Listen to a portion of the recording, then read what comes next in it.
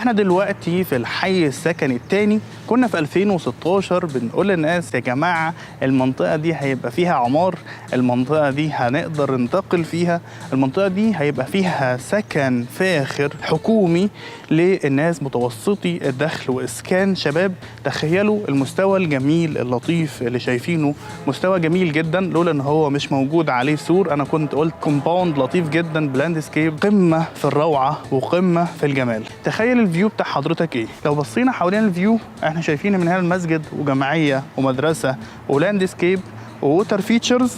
طيب ورانا ايه؟ زي ما حضراتكم شايفين انا ورايا منطقه السنترال بزنس ديستريكت، فيها اطول برج في افريقيا، البرج الايقوني. فتخيل حضرتك كده حد ساكن جنب برج خليفه في دبي، حضرتك تبقى ساكن اسكان تبع الحكومه في العاصمه الاداريه الجديده، والفيو بتاعك البرج الايقوني اطول ابراج افريقيا.